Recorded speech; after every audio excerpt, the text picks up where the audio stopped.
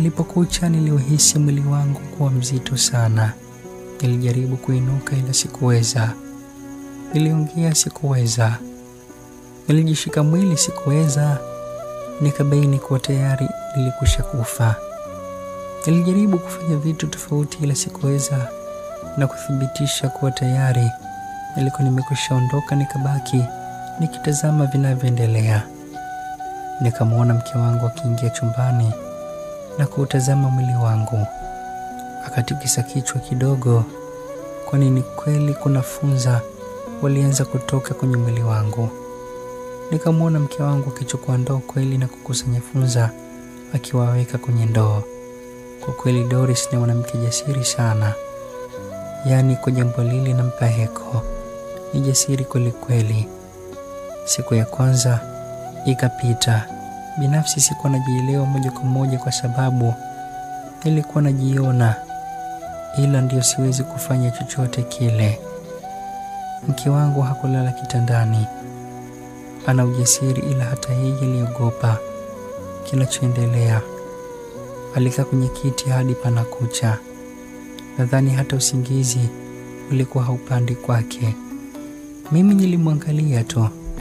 Sikujua muda wangu kulala na kuamka ni upi, ila tu nilikuwa nikiona siku nyingine ikipinduka. Nikasikia mtu akibisha hodi. Mke wangu akatoka nje.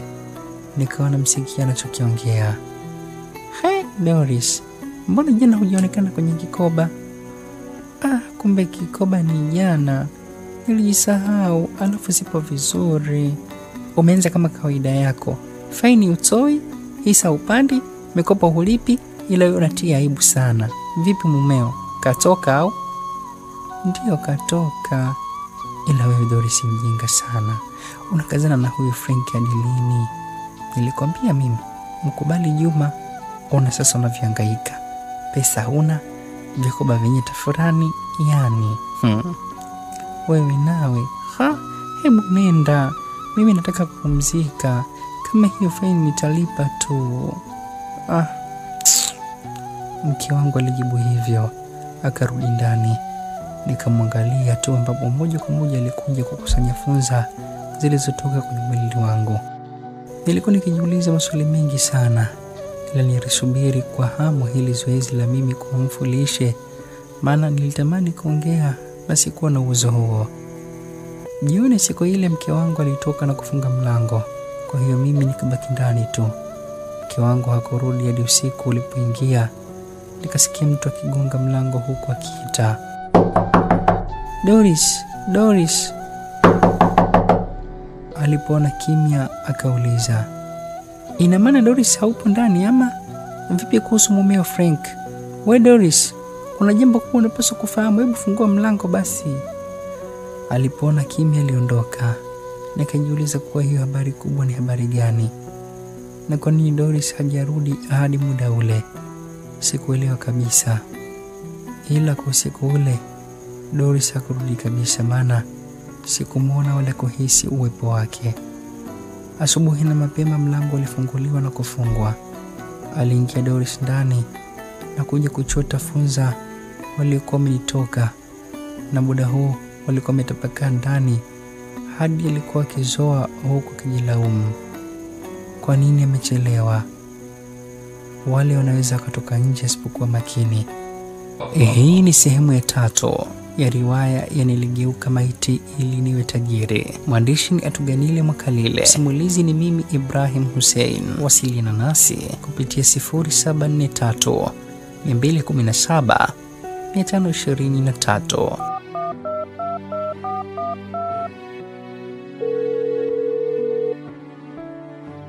Alizoa funza na kuja kukaa karibu yangu, kisha akasema, "Nisamehe mume wangu, nisamehe sana. Juzi sikuweza kulala kabisa. Sasa jana nikaenda kumsalimia dada, nikajikuta nikipitiwa na usingizi, kwa hiyo nikalala kwa dada. Naomba unisamehe. Najua nisikia mume wangu, bado siku moja tu. Vumilia leo mume wangu.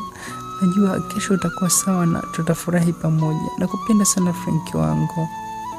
Maneno ya Doris yalinifariji sana na kufanya nione kabisa kitu ninachofanya ni kitu bora kwa ajili ya manufaa ya maisha yangu na mke wangu. Kwa hiyo ujasiri na faraja viliongezeka kiasi. Kadri muda ulivyozidi kwenda, nikaanza kujipa tumaini kwa jambo linakwenda kuisha na nitakuwa salama kabisa. Majira ya saa 1 usiku, kuna mtu aligonga mlango na kufanya mke wangu atoke ili kumsikiliza. Wewe umekuja kufuata nini hapa nyumbani kwangu? Nimekufuata wewe Doris, kipenzi changu. Unajua ambavyo naumia bila kukuona. Moyo wangu ukashtuka sana. Doris, kipenzi chake. Huyo ni nani anayemweleza vile mke wangu? Mke wangu akaongea naye kwa sauti ya chini. Shh. Mume wangu yupo ndani amelala. Doris, uliniambia mumeo hayupo wewe. Jana ulivyolala kwangu, ulisema mumeo hayupo. Nikazidi kuchanganyikiwa kwa hili. Kumbe jana Doris alilala kwa mwanaume mwingine. Kufa mara moja tu, tayari mke wangu kashaenda kwa mwanaume mwingine.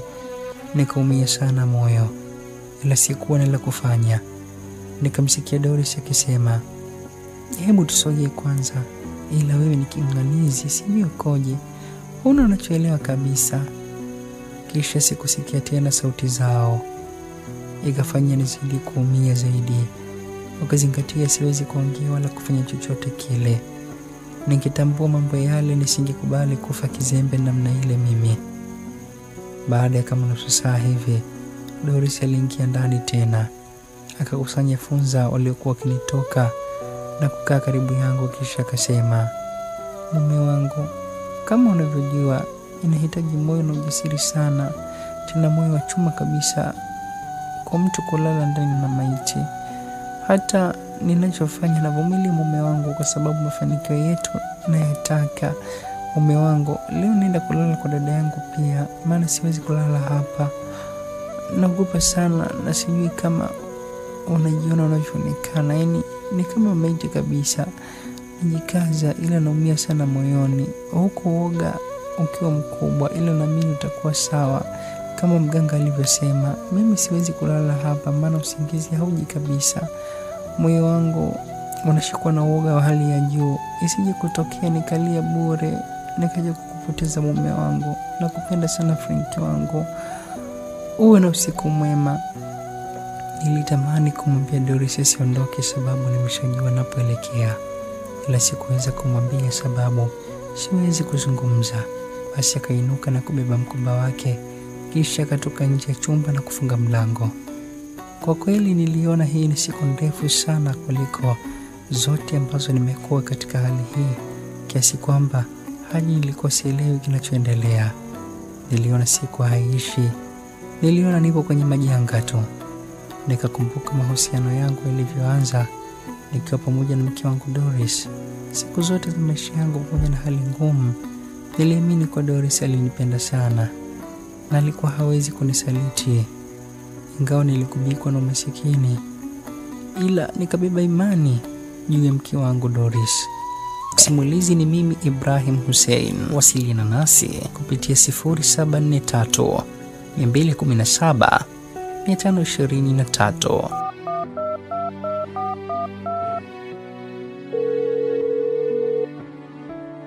Niliendelea kukaa katika wimbi kubwa la mawazo, hata sikujua namna ambavyo pamekucha. Ila nilimwona Doris akiwa ameingia ndani na kuchota funza waliokuwa wamenitoka na kufunika katika ndoo kama kawaida. Kisha akaanza kunipaka dawa ambayo mganga alisema anipaki baada ya siku 3. Baada ya Doris kunipaka dawa ile, akasema, natumaini sasa mume wangu atainuka. Maji ya kunywa haya hapa nimesha kuandalia mume wangu, unywe ili tukamalize tulichokianza. Ni kweli nilijiona ile sikuweza kujishika wala kufanya chochote kile. Ingawa kwa sasa mwili wangu uliacha kutoa funza. Nilijaribu kujitikisa ila sikuweza, na hata kuongea sikuweza pia. Doris akauliza, mbona hukai mume wangu? Ni kitu gani kingine natakiwa kukifanya? Alisema nikikupaka dawa utamka na kukaa, kisha utadai maji. Nikikupa maji ukanywa ndio twende tena kwake. na akasema wale funza wote kwenye ndoa watageuka na kuwa pesa. Mbona huamki mume wangu? Hata mimi mwenyewe sikuelewa sababu ya kutoamka. Nilikuwa vile vile nimelala. Muda mrefu ulipita bila ya mimi kuamka wala kufanya chochote kile. Sikuwa nikitoa tena funza. Basi mke wangu akasogea karibu yangu, akawa ananieleza mbona nampa sababu ya mashaka na hofu. Akawa naomba niamke. Anashangaa kwa nini nipo vile vile, kwa nini siamki. Akawa analia kwa masononeko kuwa anaogopa. Ilitakiwa siku ile niamke. Utajiri wetu upo tayari niamke. Sikuweza kuamka. Mke wangu akavuta ndoo ambayo alikuwa akiweka funza waliotoka kwenye mwili wangu na kusema, kweli zile funza zimegeuka na kuwa pesa. Ona Frankie, ona tumekuwa tajiri sasa. Amka mume wangu, tufurahie utajiri wetu. Na sasa hizi pesa. Doris alikuwa akinionyesha pesa ila sikuweza kuinuka kabisa. Usiku ulifika nikiwa kwenye hali ile na kufanya hata Doris aanze kupatwa na mashaka na kusema, namba rafiki yako sina. Nikikuwa naye basi ningemtafuta hewani ili aweze kunishauri cha kufanya. Sielewi mume wangu, sielewi kitu kabisa. Naogopa usiku sasa umefika na wala huamki. Hii inamaanisha nini? Ina maana umekufa kweli au ni kitu gani? Ila mwili wako sasa hauoneshi kama ni mfu. Kwa nini huamki jamani? Amka Frankie wangu, najua kwa unanisikia. Amka basi. Simulizi ni mimi Ibrahim Hussein. Wasiliana nasi kupitia 0743 217 523.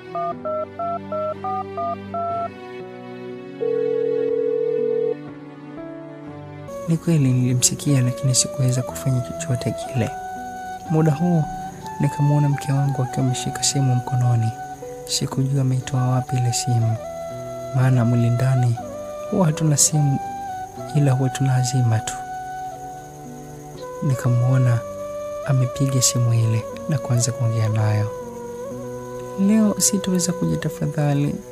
Naomba usije nyumbani. Tutaongea hata kesho huko au kesho kutwa. Nina tatizo kidogo. Naomba nielewe basi. Kwa nini uelewi? Unanizidishia matatizo bwana. Naomba uniache kwa amani leo. Kisha kaikata ile simu. Halafu akapiga tena kwa mtu mwingine na kuongea naye. Samahani shemeji, eti unamfahamu rafiki wa Frankie anaitwa Musa? Nimeuliza tu kama unamfahamu. Nilikuwa nahitaji namba zake. Kama umfahamu basi sawa, asante. Kisha Doris akasogea karibu yangu na kusema, hapa nilikuwa naongea na rafiki yako Hamisi kama namfahamu Musa ili anipe mawasiliano yake. Sielewi cha kufanya Frank. Ni kitu gani naweza kufanya ili uamke? Nazidi kuchanganyikiwa hapa. Hebu nipe hata ishara ya kitu ninachoweza kufanya. Bado sikuweza kufanya jambo lolote lile. Nikaona wazi kwa nazidi kumchanganya Doris. Ila hata mimi mwenyewe nilichanganyikiwa kwa hili. Maana sikuelewa kama huu ni mwisho wangu ama vipi. Usiku ule mke wangu hakuondoka. Kwa hiyo alibaki pale ndani pamoja na mimi. Alikaa kwenye kiti huko akiniangalia hata yeye akiwa na mashaka na mimi. Ila usingizi ukampitia pale pale kwenye kiti alipokuwa amekaa. Mapema kabisa mlango wa chumba changu ukaanza kugongwa. Nikamwona mke wangu akashtuka na kwenda kufungua. Akaingia Musa pamoja na mzee Matokeo. Nilishangaa sana sababu hawa watu hawajawahi kufahamu nyumbani kwangu kabisa. Imekuwaje leo umefika nyumbani kwangu? Na nikawaleta sikuelewa. Mzee Matokeo alimsogelea mke wangu na kumuuliza, nini kinaendelea hapa? Mke wangu akajibu, nashangaa hajaamka. Nimempaka dawa ila hajaamka. Ghafla mzee Matokeo akamzaba kibao mke wangu. Tena alimpiga vibao kwa mfululizo. Nini kilichoendelea? Tukutane katika sehemu ya 4.